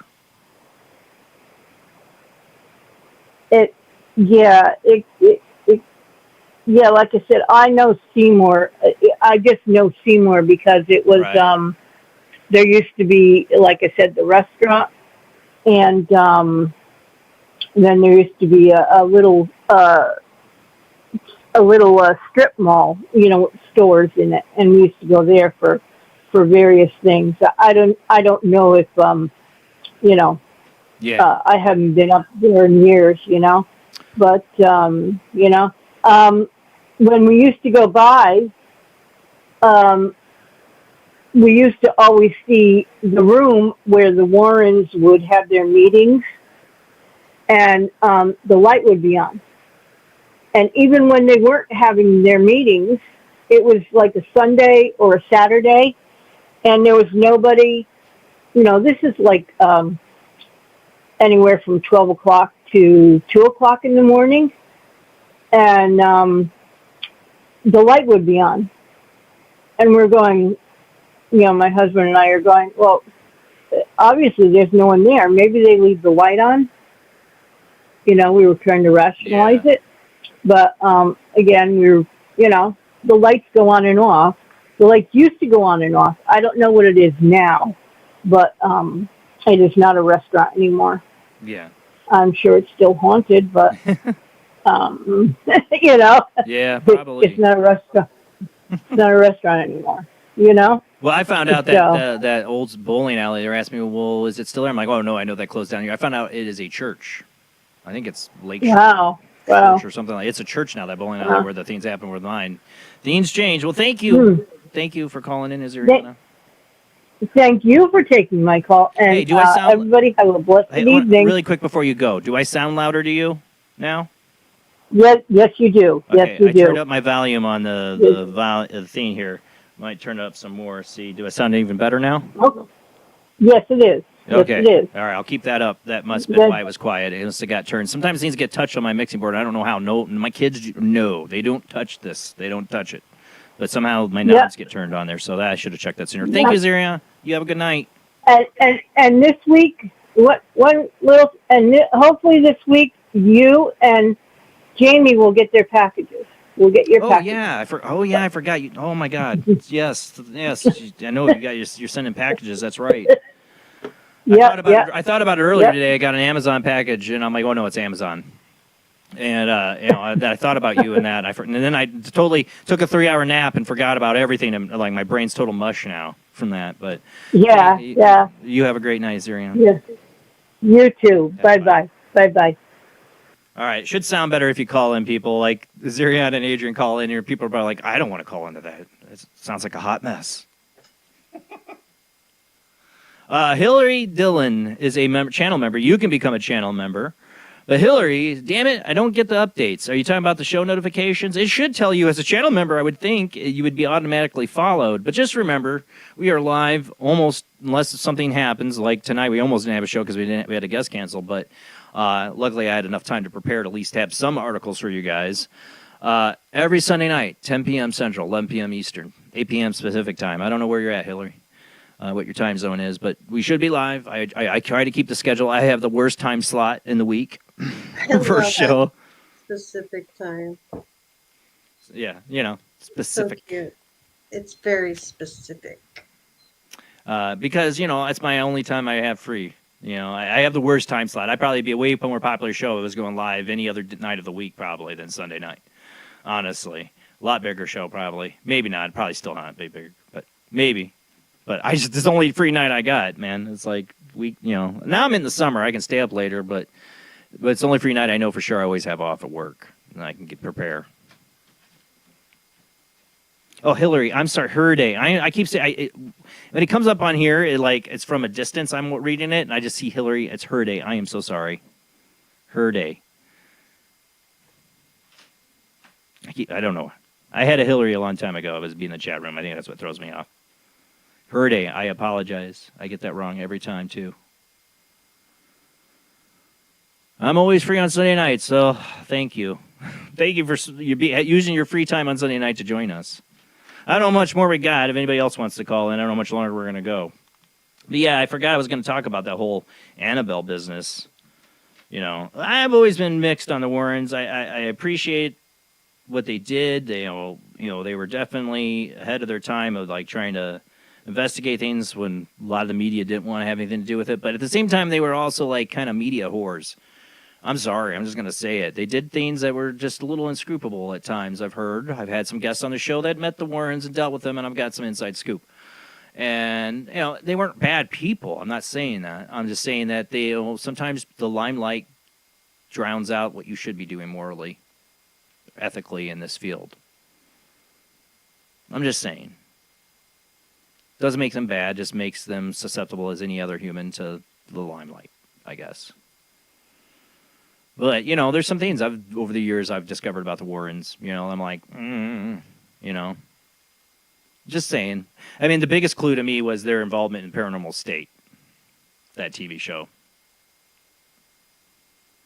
And not to knock anybody who's on that TV show. I'm actually Facebook friends with a couple of them. Not that means anything. But, I mean, come on. Paranormal State was such a trash show. I'm just going to say, it was such a demon.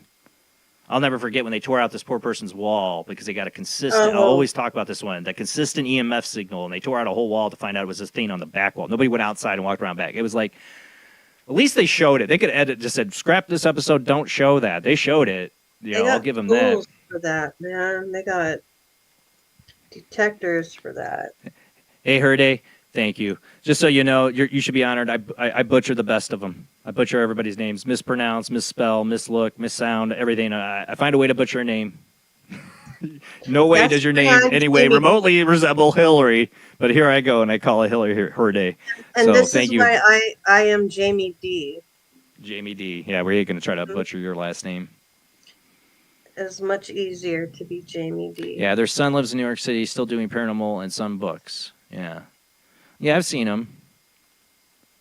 I said there's definitely, they were pioneers for their time. There was not many people doing what they did, and they did. There's people that do say they helped them, and I think they, in some intent, they were trying to help people. At the same time, they were also trying to get the public's and the media's eye, which was beneficial and not in some ways. What's up, Gary? What's up, buddy? Dee was watching me and my son Liam play video games the other night. Yes, I live streamed me playing video games on a different channel. Yesterday. Yeah, you were there.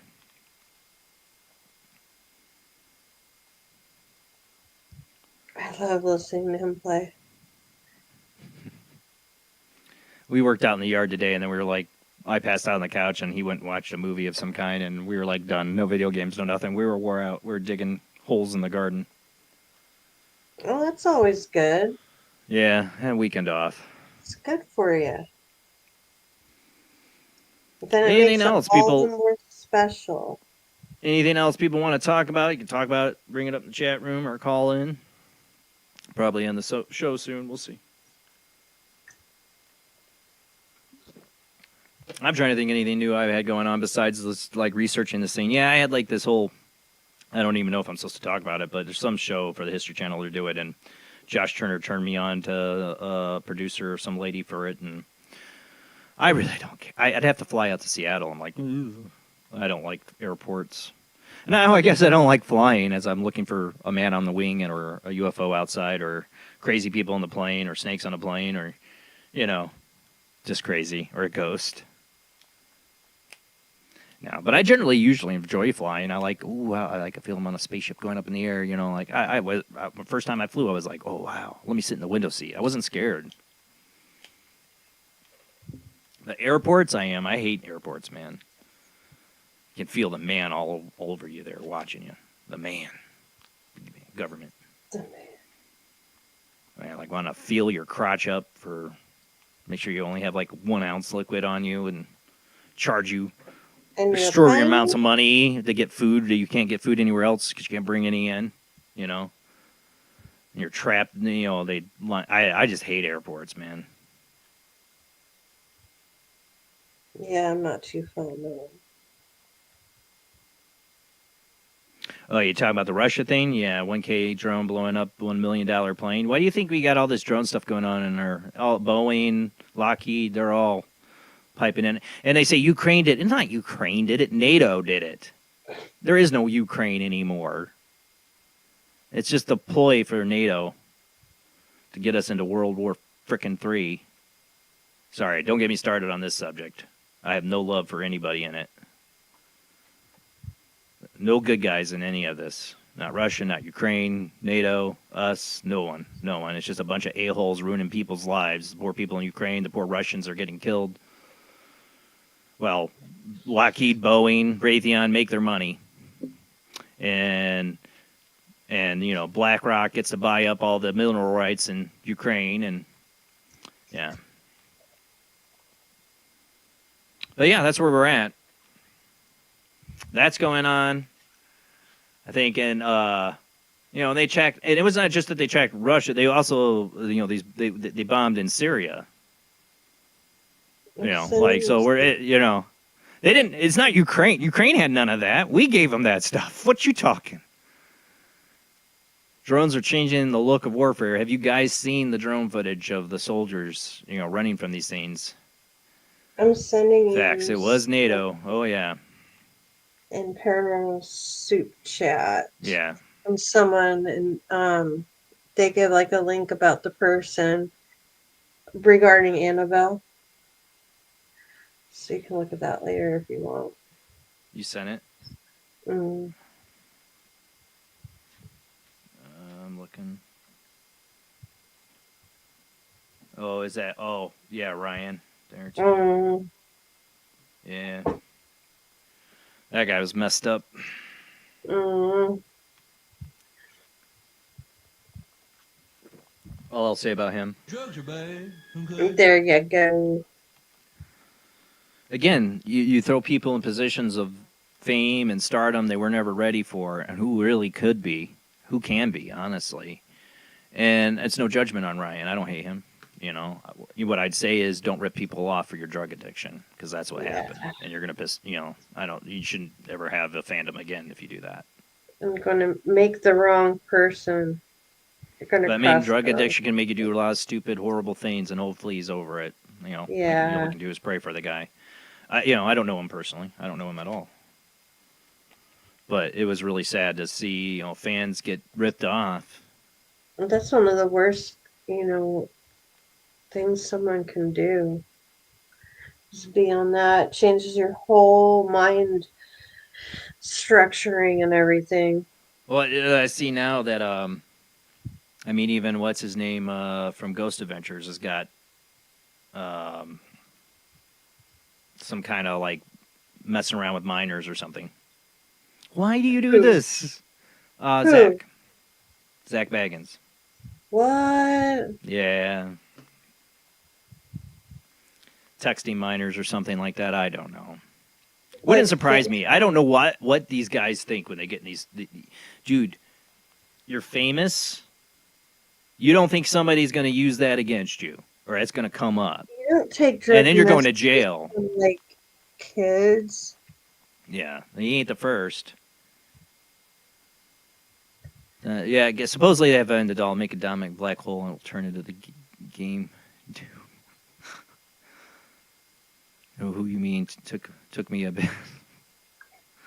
But you know, I feel bad for Aaron and his whole life situation. That's goodness, crazy. Yes, I always liked Aaron, even like through everything. Everybody liked Aaron. He comes across as a friendly guy, and it sounds like he is. I don't know. I haven't heard anybody ever say anything bad about him. Like my vibe on him is cool, and I've seen him in passing before, and you know, kind of said hi a little bit. I've never had a person say a bad thing about Aaron. The vibe is like cool. He just seems like a down to earth guy. You know, he got shoved in the worst spots all the time, and I think that's why they knew he was good bait. Yeah, Zach's like, "Where'd you go in there? We're gonna put you in there alone." I'm like, "Why don't you do that, ass?" Yeah, like he. No, Zach Baggins did though. He would put himself alone. I mean, he did that whole demon house thing in Gary. You know, like, I mean, in parts, I know there's a lot of truth to what happened in that demon house movie. Because I know some people involved in that. You know, and I mean, Barry Taff, he really did collapse and end up in the hospital, just like that showed. It is funny though, when I got to talk to Barry Taff about how that all happened, like how he got called in to do this. you know, again, another pioneer, Ghost Adventures, you know, and Ghost Hunters, and those were the shows, and they brought the paranormal light. You got to, you know, acknowledge them for that. It's like Alex Jones. I have my issues with Alex Jones, but then again, he was a pioneer for alternative media and speaking a different narrative, maybe false at times, maybe completely true at times, speculative and, you know, all that. But you know what? He was saying a lot more truth than you got in the mainstream media. As much as I disagree with him on stuff and the way he does things, your mainstream media has lied to you a lot more than he ever did.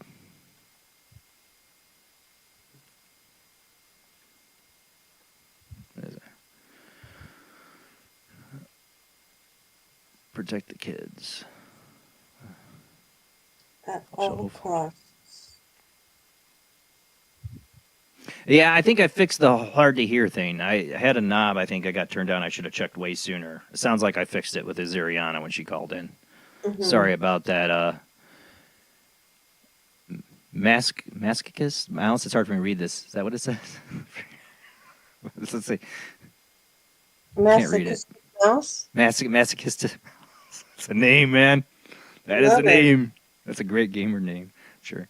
Mess with kids and our country's going to mess with you. Yeah, well, sadly, you ain't going to find out about a damn thing when that comes to the Epstein thing. What do you guys think about that? That'll get some calls. F-A-F-O. Did you watch the Kash Patel and Bongino thing? And I am not getting into politics. You can think whatever you want to think about them politically. I'm talking about truth and investigation and revealing horrible, corrupt people. I don't give a crap what political idol you're in. Yeah. But these guys, Jane Bongino was a talk show host until recently, and Kash Patel, you know, and they're up there, well, there's no evidence, and you know, we have the video camera showing nobody could have gone into the cell. Doesn't mean that they didn't kill him. The CIA has killed bunches of people this way. Why are you saying this? Why are you saying this? Dude, Bill Barr was the head of DOJ when this happened, under Trump's administration. Bill Barr is former CIA. Bill Barr covered all this up. Bill Barr was the first to be like, well, there's nothing in the videos I've seen. Of course there isn't, because you've erased any other evidence. All the other cameras that were really important were off, except for the one that shows who's coming in and out, because you figured out how to solve that issue, I'm sure, for that cell and how to kill him. You know, so you're not go along with what he said, or things that he would say like made sense to me.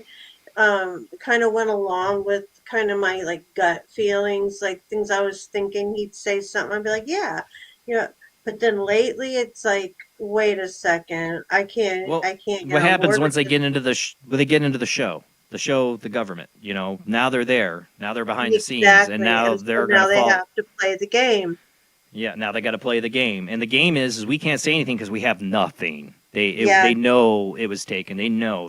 You can see. I've watched their body language. They know I'm like, what they're saying is full. You know, get him back in there. Let him, you know, find out the stuff that he's been wanting to get his. I knew hands this would in happen, though. time. What did I say? What have I been saying the whole time? We will get nothing from this. We will get nothing. They've made it a shit show, and I'm going to use the cuss word for it. They made this whole thing a shit show because they don't want any information to go out, because too many powerful people that have donated to anybody on any political aisle that are totally involved, some of them in government, are to make sure that never happens. And Bill Barr was the first, the main man in charge of the DOJ, had the most reasons to cover this up because he was involved. Look up the Franklin Project. Look at his history with that. Look at the history of how our government is hidden already, way before Epstein, have covered up. What is it? Michael Aquino, former second in head of the Satanic Church and a colonel. Look that one up and see how our government covered that up too. We've covered up a lot of sex trafficking way before Epstein, so this ain't their first rodeo, babe. They know what they're doing, and they're not going to let anything out. They're not going to ever show that he was murdered. And nobody's ever going to be able to disassemble and take on the deep state, especially not in a few years. Like, the deep state and all that is so connected to UN, everything else. Like, it's what I find funny is that they thought people. I think what they thought is, well, now Trump won, and well, his people get in, and they'll say this, and now maybe the people will believe it. No, that's not how that works. Mm-mm. You know, that's not how it works. The people that voted for these people voted because they were so disgusted and sick of being fed bullshit. they can still sense the bullshit. They can still smell the bullshit, and they don't believe it. Nobody It's like believes you it. can't Dude, tell literally it. the person that signed off on the autopsy never was there for the autopsy. The person who Right? made the judgment never saw the body, never was there. The original autopsy, the original people involved, all said that he could not have physically done that to himself. His brother has told you all this stuff. His brother's been deeply involved in this. You know, like, yeah, Epstein did not kill himself. I'm sorry. Bullshit. And I will stand by that. The cameras don't just go out. I mean, there's just too much. Wasn't it even not even high enough for him to like do damage or something anyway? Well, it's the force of trauma to the neck. That's what the Yeah. original autopsy, the person who examined him said, you know. But this, I mean, they've been spreading, you know, I mean, look at what they did with JFK. I mean, the original autopsy medical doctor to this day said there's no way it was Oswald, that he was shot from the front from one of the They're bullets. saying even Martin Luther King was probably. And RFK, Robert F. Kennedy Jr. Uh-huh. I mean, listen to the interview of RFK Jr. and what he's found out over the years about his father's death. You know, I mean, oh, he's a conspiracy theorist, blah, blah, blah, whatever. He has a lot of stake in this. It was his father. And there's a lot of incriminating things before he ever talked about it already in that case, that Suri Sirhan was not the one who fired the bullets that hit RFK. Mm-hmm. And again, Manchurian candidate set up by the CIA. You are right, but the rich. About the rich or but the rich? I don't know. Yeah, they're never going to... Those people won't go to jail. Those people will never be exposed. Bill Clinton will be just safe. Bill Gates will be just safe. Oh, yeah. They're just fine. Oh, I said who thou should not be named. Oh, yeah. But I guess he's retiring, right? Bill Gates is retiring from all things? Or whatever, something like that. I heard he's... Please, go away, dude. He might be getting a position with the WHO, and I have to... Oh, of course he is. Have to confirm that, but there's something I saw. I mean, they don't have any money without him. And as far as the aurora borealis, anything that's pink, red, magenta, this or that, is miles and miles up. Ever since May 8th, a couple of years ago, when they opened the project at the other big storm, all of this phenomena started happening where you see them stretched out, yada, yada. What you're seeing is HARP and the other organizations like it. Yeah, HARP is old. There's a lot more than that now. Controlling the weather around our country. It's doing it around the world. There's like 16 of them, enough to work around the whole world. They're microwaving us above our heads. So all these beautiful lights that everybody's taking pictures of, you know, all the way here, all the way there, down in Texas, blah, blah, blah. This is naturally made. They wait for the solar storm and then they pump up, because if you look up what HARP actually... I mean, they might be using the solar storm. They might be using the solar storm for whatever they're doing. And they take advantage of it and they use it. They can like repeat it, send these lights further. But it's made for the geoengineering. We're getting microwaved. I saw my Lieutenant Governor natural. of Indiana. Lieutenant Governor of Indiana spouted off about the chemtrails and how the Trump administration is supposed to be stopping this. And I didn't call. I They're don't know not if he going to actually. stop it. What they're, you know, we'll see. We'll see. They can't. They already banned. Please don't Florida. believe those pictures. There's these pictures. There's these classic pictures that go around the internet. They have for years, and it drives me nuts. I stopped commenting, trying to tell people that it's fake. There's a classic picture where you see these tanks on a plane and people being given a tour through, and it's the chemtrails, and the Trump administration's found out about them. That picture is not a chemtrail delivery system happening there. It's not related to that at all. It's been put out many years ago. That's not it. But it does have. There is happening. They take the seats out of the 747 Boeings. Other countries, they take the seats out. They line them up with the tank. They have the things go out underneath the wings in some cases. Yeah, that wasn't that. That Yeah. picture goes around. Was debunked a long time ago. That's not chemtrails. But these things go out. And then, you know, skeptical people like me were like, well, that's debunked. That's not real. Well, I am also not the person that thinks that's, I do believe it's real. But people that research be like, oh, well, look, that's a fake photo. That's totally explained. So it must not be real. They're in little like Sinessa planes where they have to wear a thing on their face, dumping Well, that's 5 dangerous gallons chemicals. of strontium, barium, sulfate dioxide, aluminum. They're dumping these things They into, call it cloud seeding as the main function that they use it for, and it's like that one lady in California confronted the whole and now the sun dimming people. with the aerosols. And that's what Bill Gates proposing to the UK is. The UK's like, oh yeah, let's do it. And the aerosols. What I find funny about that though, With like what I find funny is that what about this whole situation is I see articles about like the UK going to dim the sun. Bill Gates, wants to dim the sun, but at the same time they're switching everything over to solar. Yes, Newsom wants to put solar panels on all of our canals. Everybody out here is like, we can't get a full charge on our solar panels because of we get 3 smog. days of sun and everything else is clouded over. We can't charge our stuff. Well, like what happened to the blackouts they had in Europe, they caused it was a weather anomaly caused the the whole blackout, brownout, whole surge thing, whatever happened. But let's double down on that, and we're going to spend another $5 billion on more solar power. Exactly. Okay, and at the same time, we're going to dim the sun. Yeah, we're going to dim the sun. Does anybody see any problems with any of this? So we want more power from the sun, but at the same time, we need to dim it. Rich billionaires like Bill Gates need to go away. They need to go away. They have no point being in anything to do with health.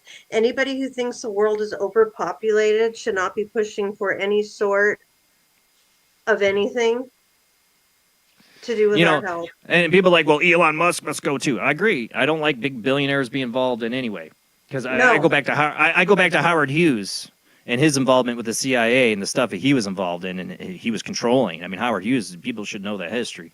But at least Elon Musk says we have a population issue where we're having too much of a population decline. That's the difference between Elon Musk and Bill Gates. He says we're having a population decline and birth decline, and we're going to face a crisis if we don't do something about it. Well, Bill Gates is like, there's too many people and there's not going to be enough jobs. You're going to only work 2 days a week. The robots are going to do everything. And going back to the old World Economic Forum videos of them actually talking about this and having more and more pandemics that are going to, kill people off, and the vaccines will kill people off.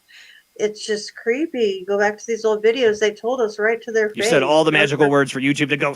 Yeah, I just did. We wait towards the later end of the show to say those things. Maybe the algorithm will catch up.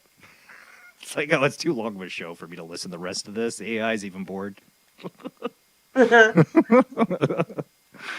I don't know.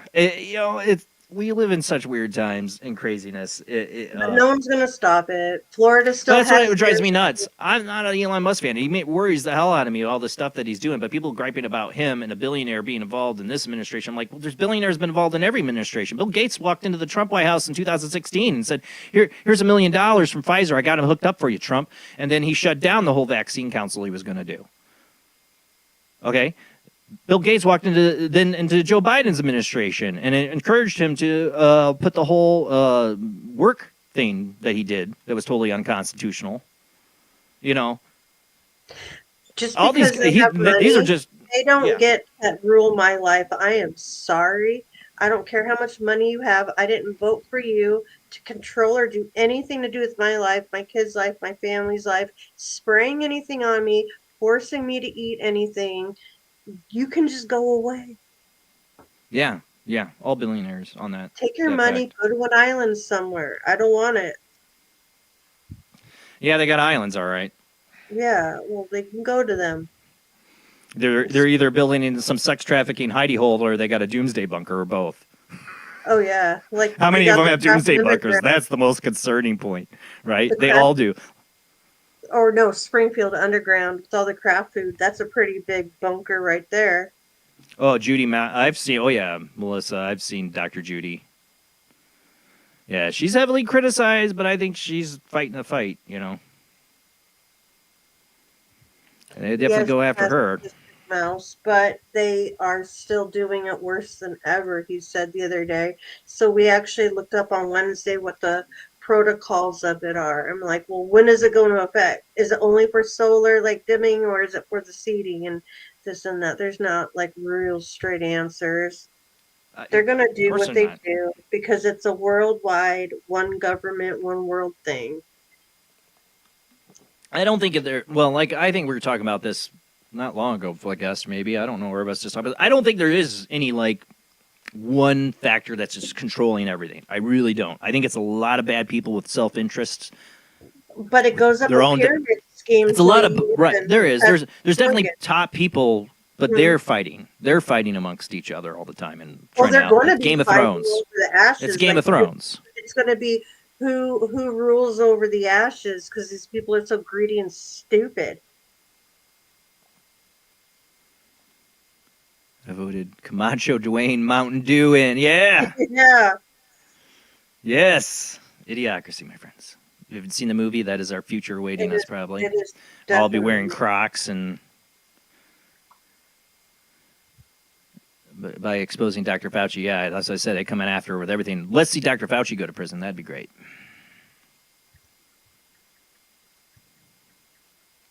He needs to go to prison. I will. I don't give a crap. I'll say that. If you hate me, just unsubscribe. But that guy's a real piece of crap. And if you don't know that, you haven't done your research on him. There's plenty out there you can find. Guy is a monster. Yeah, I just heard something about Iran or something talking about needing something to finish off for their energy, some nuclear crap that they need, but it would give them some sort of like reusable energy. No, that's the last ingredient you need for nuclear power. Like we're not that stupid. Yeah, but at the same time, you got Fox News and all these people talking up this Iran bull crap because they are trying to prep us to get us into a war with Iran. The Warhawks want it. Sure.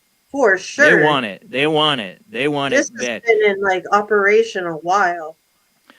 And only thing I will say, I'll give Trump credit for, is he made some statements along the lines of like basically, well, I don't care what Israel wants. You know, we need to try to have a negotiation, see if we can open up economic channels and make, you know, let's talk about partnering with them. And hey, that's what I want to hear. He had a whole speech that was about this, and I'm sure Netanyahu was like, you know, fuming. Fuck that asshole. Sorry, excuse my French.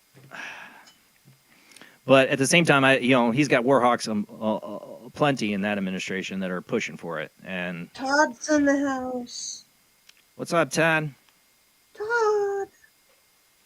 That doesn't matter who you elect. There's so much money involved. That, you know. And this prep for a war with Iran's been going on for a long time.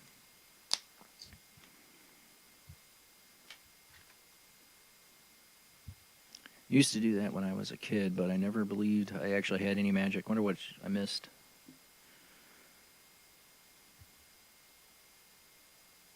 Yeah, yeah. Iran is terrible mostly to their own people, but that's the thing. Those people need to rise up and take their government back, take their people. They need to rise up. But do we need to be involved in that? No.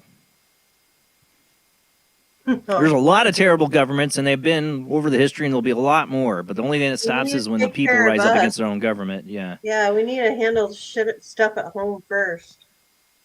You know, historically, I wouldn't, you know, if there was some like, you know, revolution in a country and people are trying to like fight back against dictators and like a total the original situation. Yeah, the original idealism of the CIA of like to help fund that or help those people, you know, rebel against their country. I'm not totally against that. I mean, we had that help. We had that help in our American Revolution.